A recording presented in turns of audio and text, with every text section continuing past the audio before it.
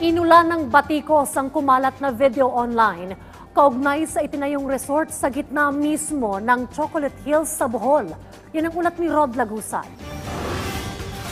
Viral ngayon sa social media ang isang resort sa Bohol. Ito'y matapos na itayo ito mismo sa paligid ng sikat na tourist destination na Chocolate Hills. Sa kuwang ito, makikita na nasa pagitan ito ng mga burol.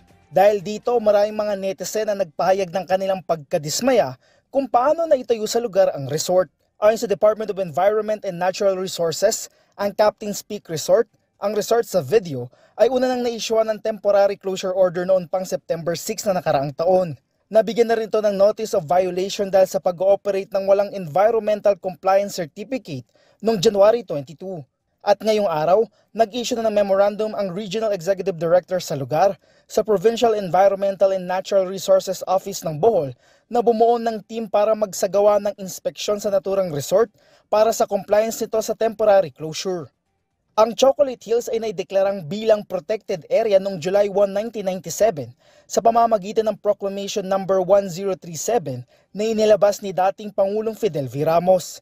Dahil dito na italaga ang Chocolate Hills bilang National Geographic Monument at isang protective landscape. Ito'y dahil sa taglay nitong kakaibang geological formation at kahalagaan nito para sa susunod na henerasyon.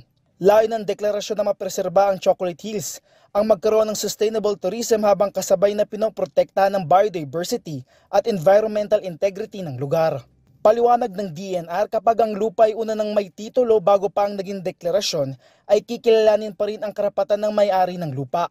Pero kasabay ng deklarasyon ng lugar bilang protected area, ay maaaring magkaroon ng restriksyon o regulasyon sa paggamit ng lupa o pagsasagawa ng development dito. Ito'y kahit pribadong pagmamay-ari pa ito. Ang naturang restriction o regulasyon ay nakadetalye sa Environmental Impact Statement na inilalabas bago pa ang pag-issue ng Environmental Compliance Certificate sa isang proyekto. Ang Chocolate Hills ay ang unang idineklarang geopark sa bansa ng United Nations Educational, Scientific and Cultural Organization o UNESCO. Ayon kay Bohol Governor Aris Omentado, nagsagawa ng investigasyon ng Sangguniang Panlalawigan Committee on Environment at naisumite na nito ang report at rekomendasyon. Nanawagan ng probinsya sa DENR at Protected Area Management Board na baguhin ang polisiya nito na hindi dapat payagan ng mga hindi consistent sa Chocolate Hills bilang isang UNESCO Global Geopark.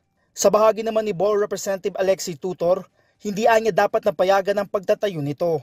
Ayon sa mambabatas, dapat itong i-demolish at maibalik sa dati ang pinagtuyuan nito.